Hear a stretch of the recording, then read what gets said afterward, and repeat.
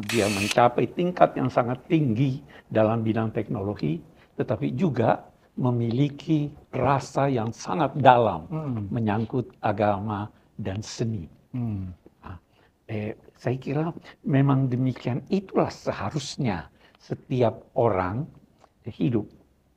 Kita ingin menggabung antara akal dan hati. Saya pakai tongkat. Tongkat itu ujungnya kasar, tapi pegangannya halus. Kita harus punya akal yang kita gunakan untuk berpikir, tapi kita harus juga punya rasa yang kita gunakan untuk sambung rasa. Saya kira Pak Habibie seperti itu. Satu kata dari masing-masing pemenang Habibie Prize ini tentang sosok Habibie. Futuristik, brilian, cerdas dan religius. Manusia yang utuh.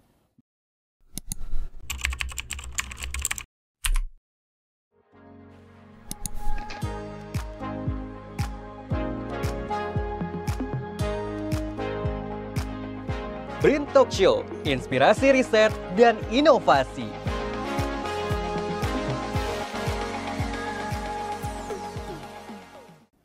Halo kawan BRIN, kembali di BRIN Talk Show. Bersama saya Mas Pur. Pada episode kali ini kita akan berbincang bersama 5 sosok yang luar biasa. Mereka adalah penerima Habibie Prize 2025. Habibie Prize merupakan penghargaan yang diberikan kepada tokoh-tokoh Indonesia yang berdedikasi tinggi di bidang ilmu pengetahuan, teknologi, hukum, dan kebudayaan. Melanjutkan semangat sang inspirator, Bapak Teknologi Indonesia, Profesor B.J. Habibie. Yuk, langsung saja kita sambut kelima tamu istimewa kita hari ini, penerima Habibie Prize. Yang pertama ada Dr. Rino Rahmata Mukti. Beliau penerima penghargaan Habibie Prize untuk bidang ilmu dasar. Selamat datang Pak di BRIN TV. Selamat Pak. Selamat sudah menerima penghargaan tadi Pak ya. Terima kasih Pak. Oke. Yang kedua R. Tejo Sasmono PhD. Beliau menerima Habibie Prize untuk bidang ilmu kedokteran dan bioteknologi. Selamat datang Pak. Terima kasih Pak. Berikutnya adalah Profesor Anuraga Jaya Negara di bidang ilmu rekayasa. Selamat datang Pak di BRIN TV. Terima kasih Pak. Lalu ada Prof. Jimli Asidiki di bidang ilmu sosial, ekonomi, politik, dan hukum. Namun sayang hari ini beliau tidak bisa bergabung bersama kita karena beliau sedang menjalankan tugas sebagai Ketua Komisi Reformasi Polri. Selanjutnya ada Profesor Muhammad Quraisy Shihab. Beliau penerima penghargaan Habibie Prize di bidang ilmu filsafat, agama, dan kebudayaan. Selamat datang Prof. Terima kasih. Apa kabar? Alhamdulillah. Assalamualaikum. Waalaikumsalam. Baik, kita mulai. Selamat datang Bapak-Bapak semuanya. Selamat atas penghargaan Habibie Prize 2025 yang diterima hari ini. 5 tokoh, 5 bidang, 1 semangat membangun Indonesia lewat ilmu pengetahuan. Kita mulai dari Pak Rino dulu Pak ya. Pak Rino, saya membaca literatur bahwa Bapak ini melakukan penelitian tentang material berpori dengan nanostruktur. Nah, kalimat ini membuat saya itu apa binatang ini, apa barang ini gitu ya. Jadi mungkin agak sulit kita sebagai orang awam untuk tahu sebetulnya apa sih penelitian Bapak ini. Mungkin bisa dijelaskan secara gamblang, secara singkat gitu Pak ya. Penelitian Bapak ini terkait material struktur penelitian berpori, ya material berpori, struktur, nanostruktur gitu Pak ya? Iya. Ya.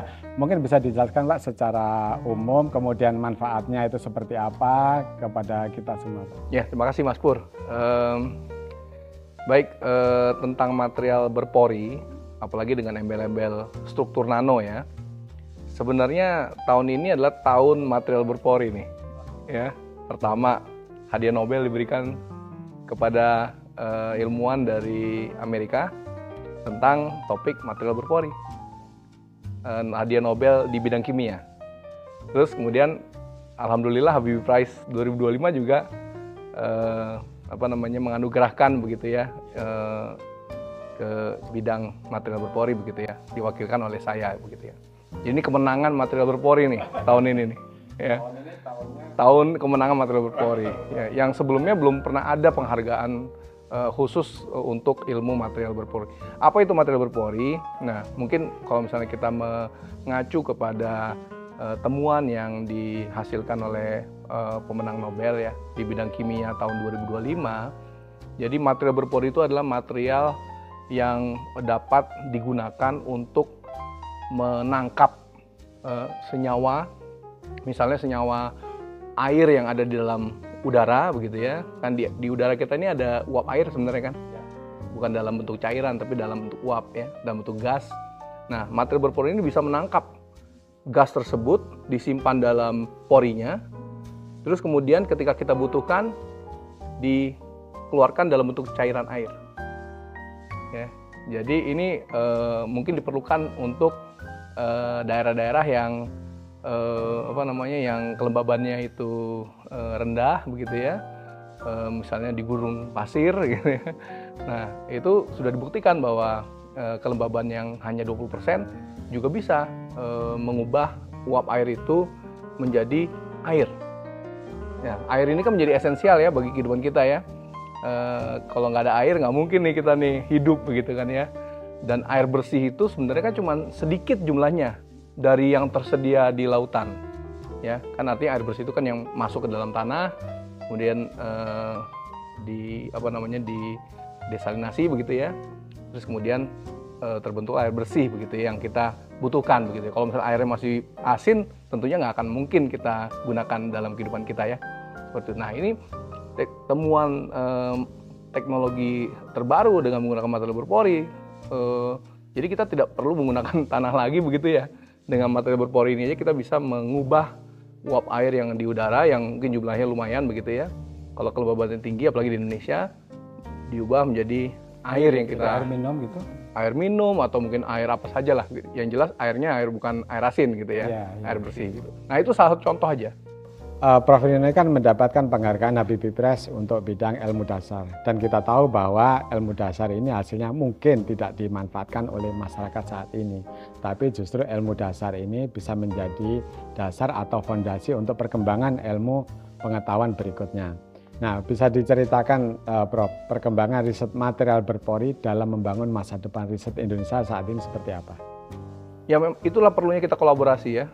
Jadi mungkin saya beri contoh. Pemenang Nobel pertama di dunia ya di bidang fisika tahun 1901 kalau nggak salah, Profesor Wilhelm Röntgen, atau mungkin yang kita biasa sebut Ronsen di rumah sakit Pak. Nah, ada quote ya, kan kita tahu ya, sinar X atau sinar Röntgen itu digunakan di dunia kedokteran ya, artinya menolong sekali dalam melihat organ dalamnya begitu ya. Nah, tapi Profesor Röntgen itu tidak melakukan penelitian dan menghasilkan penelitian yang hasilnya itu sinar X itu karena dia ingin menolong dunia kesehatan. Jadi tidak ada di benaknya dia tujuan penelitian dia adalah untuk menolong dunia kesehatan. Ya kan? Iya. Barulah sekarang itu dikembangkan sampai akhirnya orang dia hanya memecahkan masalah fisika. Iya, betul. Begitu tabung katoda itu dikasih tegangan tinggi, maka muncullah radiasi yang namanya sinar X. Ternyata sinar X itu bisa digunakan dalam berbagai hal, terutama dalam dunia kesehatan gitu. Jadi tidak ada satu ilmuwan yang bisa menyelesaikan semuanya begitu ya. Artinya perlu kolaborasi gitu. Jadi kalau misalnya material berpori, kita sudah diseminasi tentang material ini, mungkin bisa bermanfaat. Nanti mungkin orang peternakan yang menggunakannya sebagai pakan ternak tadi. Iya, ya. betul. Begitu. Jadi memang harus kolaborasi. Jadi nggak mungkin satu ilmuwan itu akan menjadi pahlawan dalam segala hal begitu. Kemudian apa sih makna penghargaan Habibie Press bagi Prof Rino? Dan apa pesan kepada generasi muda yang ingin menekuni riset di bidang ilmu dasar seperti ini? Habibie Prize ini menurut saya adalah kemenangan ilmuwan. Jadi bukan hanya saya, tapi mungkin semua ilmuwan begitu ya, yang bisa merayakannya begitu. Seperti halnya hadiah Nobel ya. Begitu hadiah Nobel itu diumumkan, ya seluruh dunia merayakannya begitu ya, memberitakannya, terus kemudian mempelajarinya, apa yang dia temukan. Nah, ini penting ya. Jadi artinya sains dan teknologi itu adalah penting untuk peradaban bangsa. Ya, jadi untuk kita itu menuju kepada peradaban bangsa yang lebih tinggi begitu ya. Tentunya tidak mungkin kalau tidak ada sains dan teknologi begitu. Jadi ini adalah kemenangan untuk semua umat begitu ya Pak Quraisy. Kemudian kepada anak muda pesannya? Ya, untuk anak muda artinya terbuka kesempatan bagi generasi penerus untuk menggeluti sains dan teknologi begitu ya. Karena tidak ada negara maju yang tidak mempunyai sains teknologi yang tinggi begitu ya. Jadi pasti negara maju itu sains dan teknologinya juga pasti maju. Artinya anak muda masih mempunyai kesempatan yang luar biasa untuk melakukan penelitian seperti yang Bapak lakukan seperti ini Pak. Betul, harus ada yang meneruskan saya. Siap. Oke, sekarang kita geser ke bidang kedokteran dan bioteknologi. Pak Tejo, Anda dikenal sebagai peneliti yang fokus pada kasus demam berdarah dengue, penyakit yang bisa dibilang langganan tahunan di Indonesia. Dari kacamata peneliti, apa sih tantangan terbesar untuk benar-benar bisa menekan DBD di Indonesia? Oke, baik. Terima kasih Pak Pur, Mas Pur ya, atas pertanyaannya. Ini pertanyaan mungkin semua ya masyarakat kita ya menanyakan. Kok masih ada terus dia? Padahal segala macam dipakai ya, cara dipakai untuk mengurangi, untuk mencegah. Tapi penyakit ini multifaktorial penyebabnya. Karena apa? Ada nyamuk, ada virus, ada diri kita sendiri, manusia sebagai host pejamu, pasien, kemudian ada lingkungan. Ya kan? Nah, faktor-faktor tersebut kalau tidak bersama-sama kita garap, ya, nah, mungkin memang nantinya akan ada terus. Jadi paling enggak kita mencoba menggarap salah satu, salah dua, salah tiga gitu ya. Misalnya untuk virusnya kita garap, misalnya dia dengan mempelajari virusnya dulu. Kalau saya kebanyakan mempelajari genomnya. Genom itu materi genetik virus untuk memetakan bagaimana sifat-sifat virus, penyebarannya bagaimana, di mana ya, jenis-jenisnya apa. Itu yang paling tidak seperti itu. Kemudian virus juga kita bisa tembak dengan obat, misalnya untuk penemuan obat. Virus dengue sangat susah. Saat ini belum ada obatnya. Ya, jadi memang riset untuk obat ini masih tetap berjalan terus. Ya, karena memang window-nya sedikit ya, kecil ya. Penyakit dengue itu virus masuk tubuh itu sekitar seminggu saja. Jadi seminggu itu hilang sendiri, dia self-limiting disease karena dia akan hilang dalam seminggu ya. Kalau kita kuat ya, imun kita kuat, dalam seminggu dia hilang sendiri. Nah, ketika kita ingin menembak virusnya dengan obat, itu harus dalam waktu awal-awal. Sedangkan awal-awal itu belum ada kelihatan pasien atau yang terkena penyakit ini belum ke rumah sakit, gitu kan. Diagnosisnya juga penting kan. Nah, ini diagnosis, faktor diagnosis harus bagus, ya kan. Nah, kemudian kalau sudah itu dua-duanya belum terselesaikan, ya kita coba dengan pencegahan. Pencegahan bisa dari vaksin kan mencegah ya. Jadi tubuh kita dibuat kebal dengan vaksin. Vaksin itu bisa berbagai macam, apakah virus yang dilemahkan atau protein virus dan dimasukkan ke tubuh kita untuk membuat seakan-akan kita kena penyakit dan mempunyai kekebalan tubuh. Ya, itu kan vaksin ya. Kemudian kita tembak juga dengan vektor. Vektor itu nyamuk ya. Nyamuknya kita coba eliminasi dengan berbagai macam cara, trik 3M+ itu ya. Kemudian juga ada dengan rekayasa genetik atau dengan menggunakan biological istilahnya cara-cara biologis, misalnya dengan Wolbachia. Nah, itu semuanya bersama-sama ya. Kemudian dari lingkungan juga, lingkungan pemberantasan sarang nyamuk ya. Itu pun penting ya. Jadi kemauan kita bersama-sama ya dari masyarakat untuk membasmi nyamuknya. Yang paling gampang itu membasmi nyamuk ya untuk awam. Basmi nyamuk semuanya yang ada perindukan nyamuk kita buang. Nah, itu semuanya itu faktor.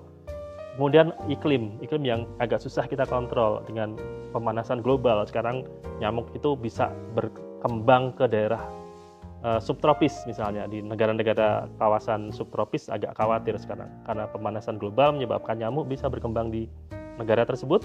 Kemudian ketika ada virus masuk ke situ bersama nyamuk akan menyebabkan wabah penyakit dengue. Jadi memang ini PR semua bagi kita semua, banyak sekali faktornya ya.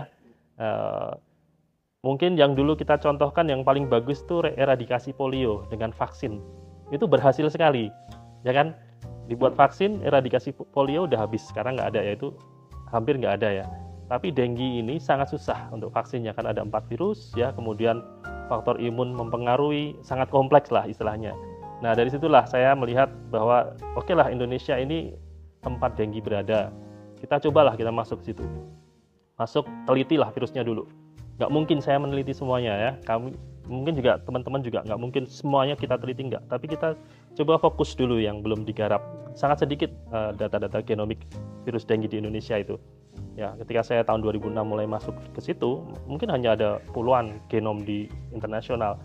Tapi kita coba sequence genomnya, kita publish, kita kasih informasi. Ini loh materi genetik virusnya seperti apa. Nah, itu yang digunakan juga nanti dipelajari oleh produsen vaksin misalnya, produsen diagnostik ya. Karena virus ini bisa berubah, bisa mutasi. Ya. Dia akan mutasi, cepat sekali mutasinya. Ya, mungkin virus 10 tahun yang lalu dengan sekarang akan beda. Nah, itu kalau nggak kita ikuti terus ya dengan genomnya, dan nanti virusnya paling gampang sekali berevolusi, bisa escape atau melarikan diri dari vaksin, nanti vaksinnya nggak jalan lagi. Jadi seperti itu, semua virus seperti itu ya, most of viruses kayak influenza juga, dia bisa mutasi, makanya kita pelajari terus ya. Nah, Indonesia kalau nggak ada data-data genomnya, nanti kita ketinggalan ya. Kita tempat virus banyak sekali di masyarakat, tapi masuk nggak tahu sih jenisnya apa, ya bagaimana dia menular, ya, pola-pola penyebarannya bagaimana, imunitas di masyarakat bagaimana, itu harus kita pelajari. Jadi memang dengue ini penyakit yang kompleks, multifaktorial, jadi belum berhasil kita tanggulangi ya, walaupun masih ada usaha seluruh dunia, WHO termasuk ya, tadi saya sampaikan 2030 ya, paling enggak zero kematian ya, karena sebenarnya bisa kita oke lah sakit tetap sakit, tapi jangan sampai meninggal. Nah, manajemennya yang bagus ya, manajemen bagus dengan diagnosis yang cepat, tepat, akurat ya, supaya tetap cepat tertangani ya. Kemudian kalau masuk di rumah sakit, manajemen klinisnya juga harus bagus. Kemudian juga dari sisi pencegahannya ya, dengan vaksin. Kemudian kalau ada obat nantinya ada temuan obat. Nah, itu semua kita coba semua, multifaktor. Demikian ya, susah sih memang. Dari sekian faktor tadi yang Prof. Tejo sampaikan, ada nggak prioritas faktor apa sih untuk saat ini ya, untuk saat ini yang perlu menjadi prioritas, ini yang harus diselesaikan dulu gitu? Mungkin nggak bisa langsung ya, karena dia saling berhubungan ya, saling berhubungan ya. Kalau kita ingin membasmi nyamuknya, itu juga kayaknya tidak mungkin habis semua nyamuk di alam ini ya. Ada keseimbangan kan pasti ya, keseimbangan makhluk hidup gitu kan, dan tidak bagus juga lah mungkin dari keseimbangan makhluk hidup. Jadi nggak mungkin kita hanya tertuju satu aja vektor, misalnya nyamuk, tapi dari semuanya, dari berbagai bidang. Ya nyamuk, vektornya yang paling gampang ya, masyarakat bisa membersihkan perindukan nyamuk. Kemudian dari sisi vaksin, yang periset tetap berusaha membuat vaksin yang terbaik. Sudah ada vaksin tapi tetap kita kembangkan karena berkembang ya, vaksin belum sempurna yang saat ini ada ya. Kemudian tadi ya, drug discovery ya, kalau memang bisa bagus ya. Bahkan teman-teman yang dari obat-obat tradisional untuk apa namanya, meningkatkan sistem imun, itu bagus juga, nggak apa-apa. Jadi memang nggak bisa kita hanya satu. Nah, salah satunya itu yang saya mencoba, disitulah dari sisi yang masih kita bisa handle ya, dari virusnya misalnya. Tapi saya tetap juga bekerja sama untuk mengembangkan vaksin misalnya. Kalau dari sisi literasi masyarakat terhadap penyakit itu, Prof, misalkan gini kan banyak masyarakat itu ya mungkin abai gitu ya sama anjuran-anjuran pemerintah terkait bagaimana sih penanganan DBD itu kan. Nah, itu kok bisa menjadi makin memperparah kondisi juga gitu nggak? Benar ya, jadi saya sering mengamati ya, bahkan di rumah sakit itu perindukan nyamuk tuh ada. Ya, ketika saya sering ke rumah sakit sampling, ambil sampel dari pasien, kemudian saya jalan-jalan melihat di situ ada tempat air, buangan ini, rumah sakit ada jentik-jentik seperti itu ya. Dari situlah, dari rumah-rumah kita dan masyarakat juga, kita nggak bisa menafikan bahwa masyarakat perlu itu tandon air ya. Kemudian dengan kesibukan dia mereka sibuk sekali nggak mau ngurusin, nggak mengurusi, nggak bersih-bersih, ya itu seperti itulah yang menjadi gimana ya, seperti lingkaran terus ya. Jadi seperti itu. Dan penting sekali, saya setuju bahwa penting kesadaran masyarakat untuk menghindari adanya perlindungan nyamuk itu sangat penting. Terkait penghargaan Habibie Prize ini Pak, apa makna penghargaan Habibie Prize ini di bidang ilmu bioteknologi ini Pak? Oke, baik. Jadi memang ini sangat-sangat diapresiasi ya, bagi saya sendiri juga anugerah yang sangat-sangat saya apresiasi. Ini amanah juga ya, semoga saya bisa membawa amanah ini ya, supaya bisa tetap mengembangkan ilmu ya, mengembangkan ilmu. Tadi juga seperti Mas Rino bilang regenerasi ya, tentunya seperti itu ya. Jadi untuk bioteknologi dan kesehatan tentunya salah satu bidang ilmu yang akan sangat kami sangat merasa diapresiasi juga ya, karena bagian ini penting sekali juga untuk umat manusia kan.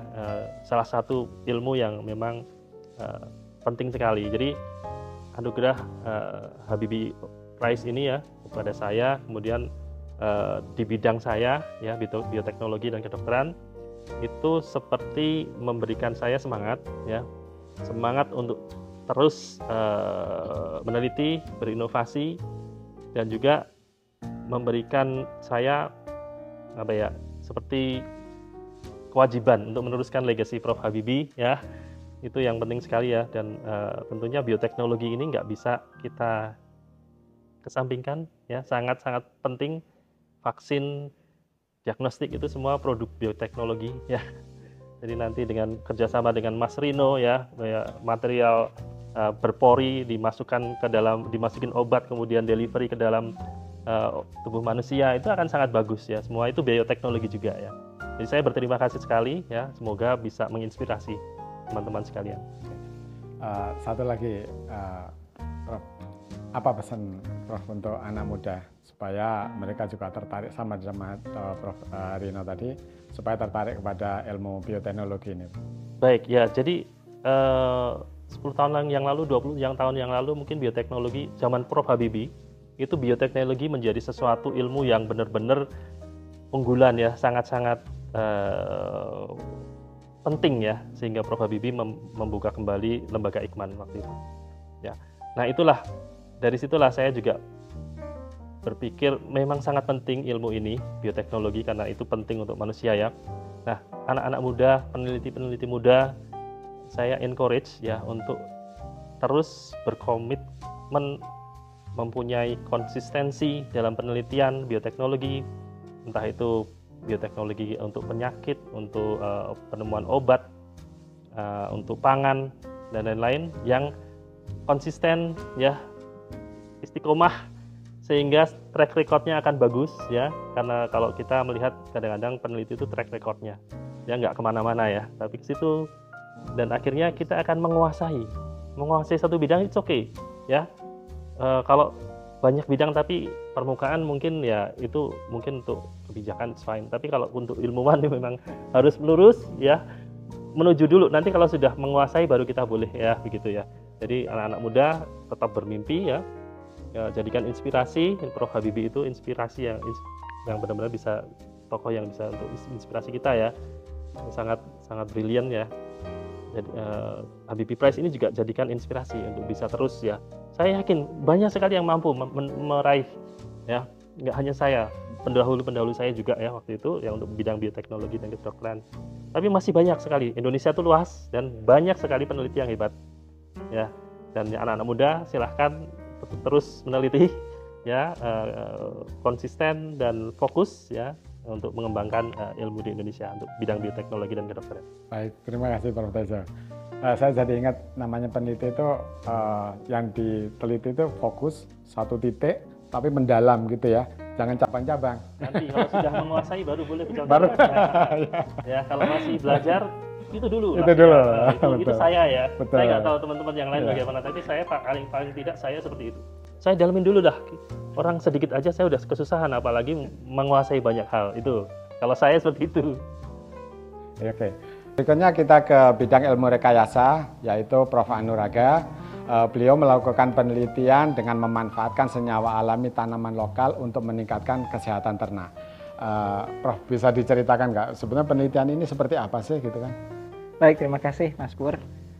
Jadi inti dari riset kami adalah bagaimana kita merekayasa ternak. Ya, bagaimana ternak itu supaya produktivitasnya meningkat. Misalnya bisa menghasilkan daging lebih banyak, bisa menghasilkan susu lebih banyak. Itu untuk produktivitas. Kemudian bagaimana karena ternak juga mengeluarkan emisi gas rumah kaca. Nah, ini juga kita targetkan untuk turun. Kemudian juga bagaimana ternak itu supaya kualitas produknya meningkat. Misalnya kalau kita sering makan daging yang alot-alot, nah itu biasanya kualitasnya ya kurang. Nah, ini bagaimana kita menargetkan ini melalui rekayasa pakan. Nah, ini dari sekian banyak entry point untuk rekayasa pakan, kami menggunakan senyawa metabolit sekunder dari tanaman. Kenapa? Karena Indonesia merupakan negara tropis yang resourcesnya banyak. Jadi kami fokus ke senyawa tanin. Ya, jadi tanin ini kalau mungkin Bapak Ibu teman-teman belum paham, tanin ya kalau kita sering minum pagi-pagi itu minum teh, tapi jangan pakai gula ya. Jadi yang rasa-rasanya sepat itu, nah itulah gampangnya itu tanin. Nah, ini kita gunakan untuk memodifikasi proses tadi.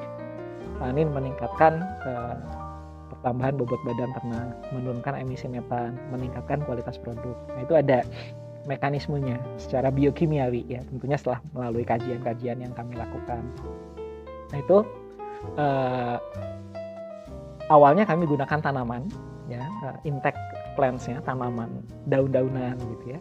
Tapi lama-kelamaan dalam konteks industri itu tidak kalau untuk peternakan rakyat oke, bisa dikasih tanaman-tanaman ya, di arit dikasih tanaman-tanaman yang mengandung tanin. Tapi kalau untuk industri mereka lebih visible menggunakan aditif. Jadi kita ekstrak tanin itu dari sumber tanaman. Setelah ekstrak kita konsentrasikan. Nah, kemudian ada yang menggunakan ditingkatkan purity-nya atau kemurniannya, ada juga yang ekstrak kasarnya. Ini beda-beda. Nanti larinya ke cost-nya sama efektivitas. Nah, ini menggunakan itu untuk katakanlah industri sapi pedaging atau industri sapi perah. Jadi fokus kami banyak di tanin. Meskipun kesini-sini kita kembangkan juga produk kombinasi. Nah, bagaimana tanin dengan senyawa alami lain atau dengan probiotik, misalnya kelasnya bakteri asam laktat. Nah, ini berkembang terus produk kombinasi. Artinya kualitas dari ternak tersebut itu bersumber dari pakan itu? Iya, betul. Betul. Padahal jumlah yang ditambahkan tidak banyak tuh, Pak. Jadi misalnya ekstrak tanin kita tambahkan dalam jumlah katakanlah 25 gram per ekor per hari, atau kalau dari makannya sekitar 0,2 sampai 0,3%. Jadi tidak banyak ya, tidak sampai 1%, 0,2 sampai 0,3%. Tapi itu cukup untuk memodifikasi berbagai proses biokimia yang ada di tubuh ternak. Ada mekanismenya mungkin. Dari treatment itu, misalkan saya ngasih treatment kepada ternak itu, bisa ketahuan hasilnya itu butuh waktu berapa lama? Kalau untuk sapi pedaging biasanya risetnya sekitar 90 sampai 100 hari ya. Jadi sapi penggemukan atau feedlot kami namakan. Nah, itu kita kasih dari awal, katakanlah 100 hari. Nah, ini kami targetkan kalau menggunakan tanin ya 1,5 kg per ekor per hari untuk sapi Brahman cross ya. Untuk tergantung jenis sapinya. Ada sapi lokal, ada sapi yang komersil dari luar. Nah, ini peningkatannya dibandingkan yang tidak diberikan itu ya 20-30%. Ya, ekspektasi kami ya target. Kalau misalnya kurang dari itu ya kami evaluasi lagi di mana sisi yang katakanlah formula ransumnya belum optimal atau dia sapinya ada kendala kesehatan tertentu gitu ya. Jadi terus kondisi di Indonesia saat ini apakah sudah diimplementasikan atau seperti apa dari hasil penelitian Prof tadi? Kalau implementasi kami sudah lakukan utamanya ke ternak ruminansia kecil. Jadi ternak ruminansia kecil kayak kambing, domba, itu sudah sering kami lakukan. Nah ini yang menjadi tantangan untuk ruminansia besar karena supply-nya tadi. Jadi kita memerlukan, nanti bisa dihitung kalau per hari sekian banyak makannya sapi begitu ya. Kemudian tadi 0,2 sampai 0,3% dikalikan jumlah makannya, dikalikan jumlah harinya. Nah itu dikalikan jumlah ternaknya, ini yang masih belum bisa nutup gitu Pak. Jadi makanya kami berpikir industrialisasi dalam hal ini dari inovasi yang kami lakukan ini hal yang perlu kami garap ke depannya, tentunya berkolaborasi dengan berbagai teman-teman lain, katakanlah di industri atau di bidang ilmu yang lain. Riset kami juga selain ke arah aplikasi juga kami coba integrasikan dengan riset dasar. Sekarang yang kami integrasikan ya omics teknologi ya, meskipun kita belum all omics ya, cuman metagenomic sama metabolomik. Yang tengah-tengahnya masih banyak bolongnya, transkriptomics, kemudian proteomik ya. Nah, nanti sebetulnya dari penggunaan tanin tadi bagaimana ke arah metabolismenya, mana yang upregulated, downregulated gitu ya.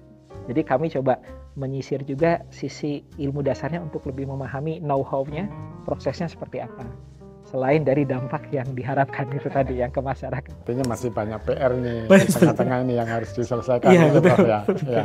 Jadi intinya riset yang dilakukan oleh Prof. Handuraga ini secara ini juga berkontribusi juga terhadap ketahanan pangan nasional gitu ya, kalau dirunut sampai akhirnya gitu ya.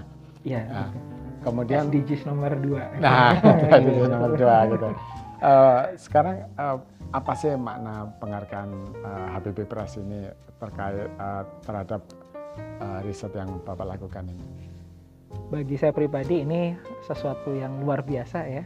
Sekali lagi saya tidak pernah menyangka akan mendapatkan penghargaan yang bagi saya sangat prestisius, dan saya tidak pernah bukan karena apa ya, bermimpi aja belum berani gitu ya. Tapi ternyata menjadi kenyataan. Jadi ini bagi saya suatu anugerah, suatu kehormatan yang luar biasa ya, dan memotivasi bagi kami ya, bukan hanya saya tapi tim riset kami untuk lebih menguatkan speed up terkait dengan riset ini, dan juga bukan hanya kuantitas tapi kualitas.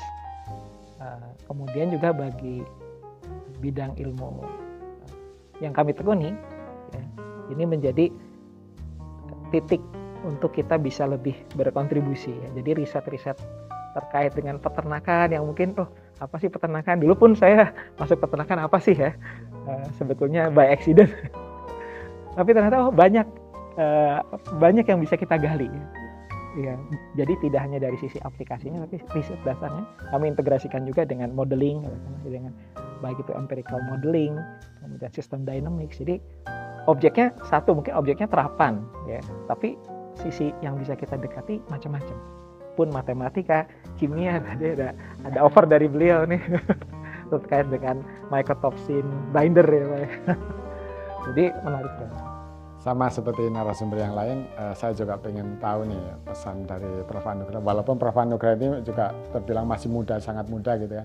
Apa sih pesan bagi generasi muda, terutama mahasiswa-mahasiswa yang mempunyai keinginan untuk melakukan penelitian yang sama dengan Prof. Handuraga, supaya mereka tetap kreatif, tetap komitmen tadi yang disampaikan? Yang paling utama adalah ketika kita menekuni suatu bidang ilmu, kita harus all out. Ya, karena kalau mungkin di awal, mungkin adik-adik yang masih mahasiswa baru masuk suatu jurusan tertentu yang bisa jadi itu bukan impiannya dia gitu, mungkin pilihan kedua atau ketiga, kan itu banyak terjadi ya di adik-adik mahasiswa yang tingkat awal. Nah itu ketika kita menekuni sesuatu, kita harus all out. Kalau kita kecebur, kita nggak bisa kita menyalahkan keadaan, ya kita berenang aja. Siapa tahu di dalamnya itu ada mutiara-mutiara yang luar biasa gitu ya. Ada hal yang nggak kita expect. Nah ini misalnya adik-adik ada yang masuk ke, katakanlah masuk ke pertanian by accident gitu ya. Nah ini jangan ragu, selami terus. Nanti akan kebuka hal-hal yang di luar ekspektasi kita. Saya pun seperti itu. Jadi artinya bidang ilmu yang kita tekuni, kalau kita terus mendalam tadi, Pak Tejo sampaikan, itu kita akan sampai pada poin ternyata ilmu itu saling kait mengait satu sama lain. Bukan hanya sisi apply, tapi kita bisa dengan sisi ilmu dasar. Misalnya kita misalnya di pertanian, padahal minat kita di fisika, nah somehow akan ada koneksinya itu, atau dengan kimia, atau dengan matematika sekalipun, yang sepintas nggak berhubungan. Jadi saya pikir begitu masuk bahwa ternyata ilmu itu saling terkoneksi. Oke, terima kasih Prof. Anuraga. Sekarang kita sampai pada narasumber terakhir, Profesor Quraish Shihab, yang mengajarkan makna di balik semua ilmu. Beliau mendapatkan penghargaan Habibie Prize di bidang ilmu filsafat, agama, dan budaya. Prof, Pak Habibie ini kan dikenal bukan hanya sebagai ilmuwan, tetapi juga sosok yang sangat religius. Bagaimana Anda memaknai penghargaan ini dalam konteks keseimbangan antara ilmu dan iman? Bismillahirrahmanirrahim. Jadi benar sekali, saya pernah dalam satu kesempatan dengan teman-teman, dengan Pak Habibie. Ketika itu Pak Habibie menggambarkan betapa besar cintanya kepada Ibu Ainun yang telah wafat. Sambil mencucurkan air mata, saya katakan, saya heran, Pak Habibie ini bukan hanya ilmuwan. Dia menggabung akal dan jiwa. Dia mencapai tingkat yang sangat tinggi dalam bidang teknologi, tetapi juga memiliki rasa yang sangat dalam menyangkut agama dan seni. Saya kira memang demikian, itulah seharusnya setiap orang hidup. Kita ingin menggabung antara akal dan hati. Karena kalau akal berjalan sendiri tanpa dapat bimbingan hati, itu bisa melenceng. Karena tidak semua persoalan bisa diketahui, bisa dicapai oleh akal. Tapi kalau hanya emosi juga tanpa akal, jadi saya biasa memberi contoh. Kita hendaknya berjalan dengan memakai tongkat. Ya.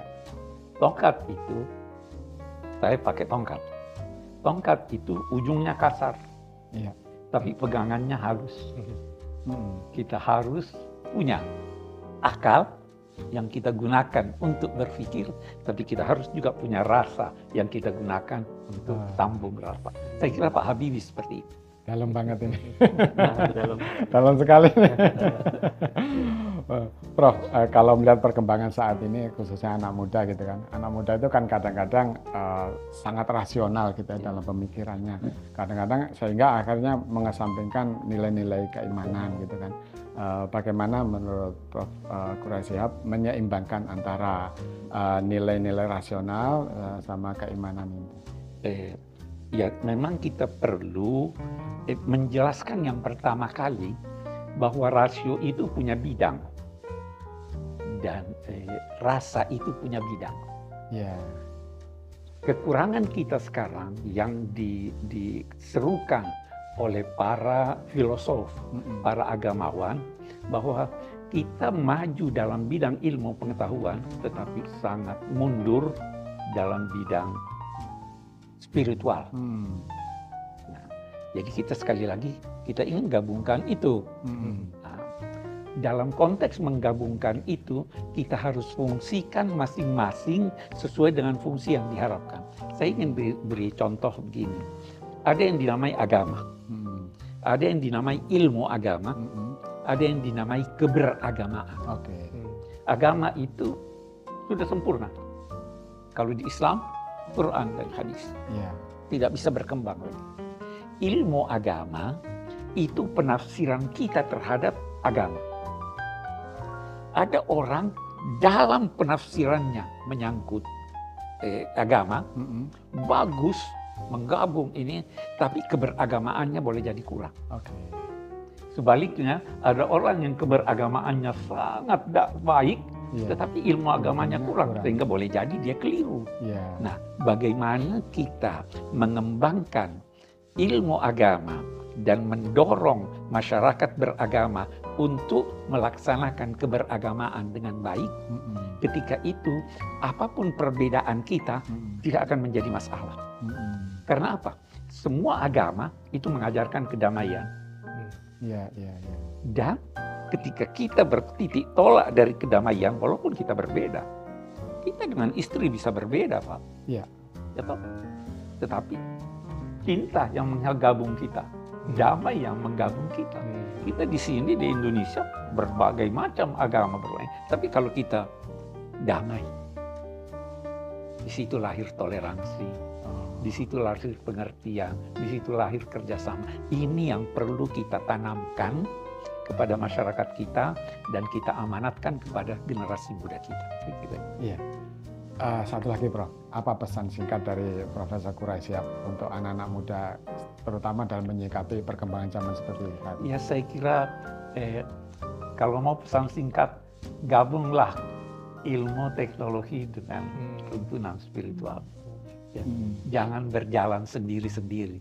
Yang spiritual perhatikan, tapi perhatikan juga perkembangan ilmu. Karena sekian banyak dari penafsiran masa lalu yang sudah out of date karena terjadi. Nah, tapi jangan juga perkembangan ilmu terlalu diperhatikan, sehingga kita melupakan nilai-nilai spiritual. Oke, luar biasa sekali obrolan kita hari ini, kawan BRIN. 5 tokoh, 5 bidang, 1 semangat, mengabdikan ilmu untuk kemajuan dan kemanusiaan. Tapi sebelum kita akhiri, saya mau ada satu kata dari masing-masing pemenang Habibie Prize ini tentang sosok Habibie seperti apa sih. Tapi nggak boleh sama ya, Pak ya. Dari masing-masing nggak boleh sama. Silakan dari Pak Rino. Iya, saya sendiri pernah berjumpa dengan Pak Habibie ya, walaupun singkat. Yang saya bisa berikan satu kata ya. Iya, satu kata. Satu kata atau satu kalimat ya? Satu kata. Satu katanya itu adalah futuristik. Futuristik. Hebat.